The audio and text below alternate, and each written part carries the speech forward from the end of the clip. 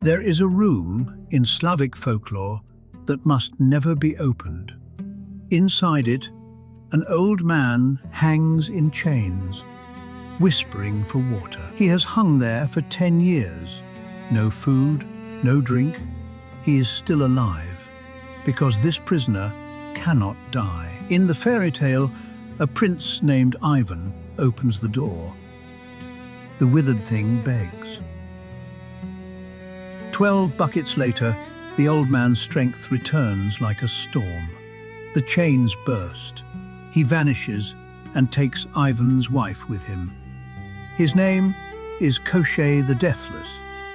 And the first thing to know is that his title is not a boast, it is exact. You can stab him, burn him, drown him. Nothing works, because Koschei has done something no other monster ever dared. He has removed his own death from his body. Somewhere far away, his mortality lies hidden, locked inside a chain of impossible containers, which raises the question this whole story turns on. If death itself can be hidden, where exactly do you hide it? Last time we met the witch who guards the border of death. Koschei is her opposite, the man who refused to cross it. But before we open the egg, ask a stranger question. Why was the master of immortality found hanging in chains? Here is where Koschei keeps his death. On the sea there is an island called Buyan. On the island grows a green oak. Under the oak is buried an iron chest. Inside the chest is a hare. Inside the hare is a duck. Inside the duck is an egg. And inside the egg is a needle. At the tip of that needle rests Koschei's death. Break the needle and the deathless dies. But first you must find an invisible island in an ocean without maps. Folklorists read this like a code for the world itself. Sea, island, tree, beast, bird, egg. Life nested inside life. The egg sits at the center for a reason. Across countless cultures, the egg is the oldest symbol of life not yet born. Koschei hid death inside the very symbol of birth, the place no one would ever think to look. If someone holds the egg, Koschei weakens. When it is squeezed, he convulses. What happens to the egg happens to him. That means the deathless one is not free. His life is chained to an object he can never touch or guard. So immortality has a price, eternal fear. And one Russian tale shows exactly what that fear costs him. It begins with a warrior queen. The tale is called Marya Morevna, collected by Alexander Afanasiev in the 1850s. And it opens with a warrior queen. Marya Morevna is a princess who crushes whole armies. It was she who captured Koschei and chained him in her cellar. She marries Prince Ivan, rides to war, and leaves one instruction. Whatever happens, do not open the cellar. Ivan opens the door. He gives the prisoner water. Koschei breaks free and steals Marya Morevna from her own castle. 3 times Ivan rescues her. 3 times Koschei's magic horse catches them by nightfall, faster than any creature alive. The 3rd time, Koschei runs out of patience. He cuts Ivan down, seals him in a barrel, and throws it into the sea. Dead heroes rarely stay dead in fairy tales.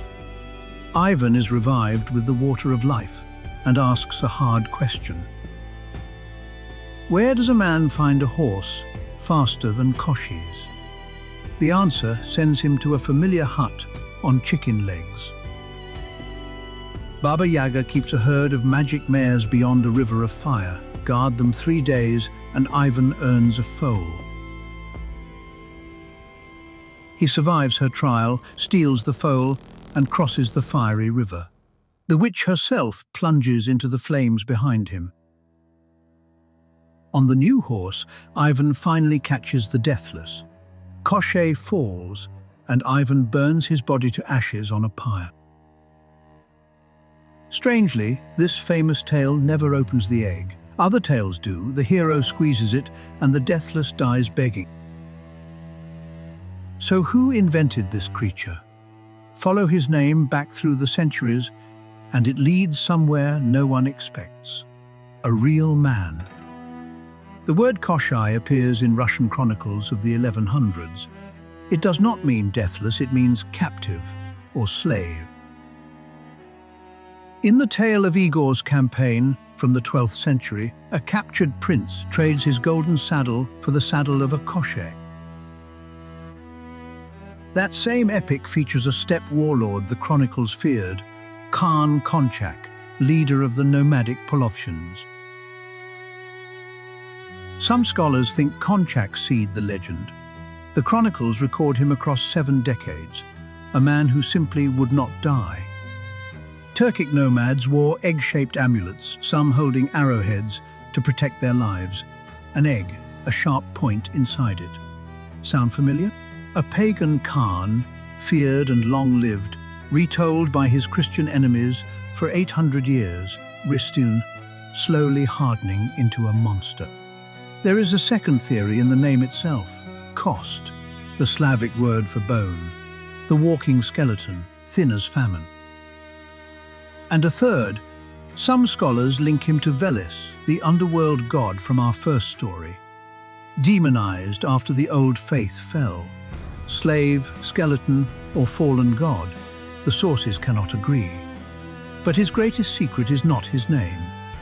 His story exists on every continent. In 1890, the anthropologist James Frazer began cataloguing stories of villains who hide their souls outside their bodies. He found them everywhere. A Norwegian giant keeps his heart in an egg, inside a church, on an island. A Serbian tyrant called Bash Celik hides his power the same way, creature inside creature, hidden far from his body. Folklorists catalogued versions across Eurasia and North Africa. They gave the pattern a name, the external soul. Tale type 302, the giant without a heart, one of the most widespread stories human beings have ever told. Why does every culture invent this villain? Because he is an argument that life severed from death stops being life. Look at Koschei. He cannot taste death, so nothing has stakes. He hoards gold he cannot spend, and brides who despise him. Pushkin wrote it in one line, "There King Kashi wastes away over his gold." Immortality, in the old tales, looks like starvation. The irony is surgical. The man so afraid of dying that he hid his death created the one weapon that could kill him. Fear built the egg built the quest. Every deathless tyrant authors his own destruction, and the storytellers were not finished with him. In 1902, Rimsky-Korsakov gave Koschei an opera. In 1910, Stravinsky's Firebird made him famous across Europe.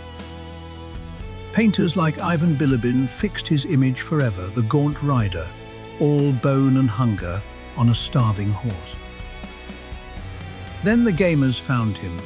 Dungeons and Dragons borrowed his hidden soul trick for the lich, the undead sorcerer with a phylactery. Every fantasy villain who hides his soul in an object to cheat death is carrying Koschei's egg, whether the author knows it or not. It is the strangest resurrection in folklore. The villain built on the fear of death has simply refused to die. Maybe that is the real spell. Hide a story, inside a song, inside a game, and it cannot be killed. Somewhere, the chest is still buried, the duck still sleeps, the needle still waits. Some doors, the tales worn, want to be opened. But Koschei is not the only thing burning in these forests. Next time, the firebird, the glowing thief every Tsar tried to cage.